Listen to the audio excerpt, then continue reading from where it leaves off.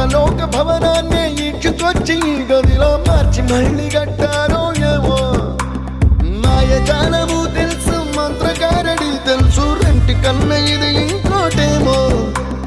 నీలాకాశం నేలాకొస్తే ఇట్టాగే ఉంటాదో ఏమో ఈ సంతోషం దాచాలంటే హృదయాలు ఓ వంద కావాలేమో ఇంతందంగా ఉంటుందా ఈ లోకం ఇన్నాళ్ళు ఈ మనసుకి తెలియాలేదే